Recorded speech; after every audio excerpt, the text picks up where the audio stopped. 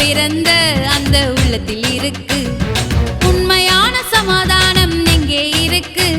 என் இயேசு பிறந்த அந்த உள்ளத்தில் இருக்கு. உற்சாகமாய் பாடிடுவோம், இயேசு நாமத்தை உயர்த்திடுவோம்.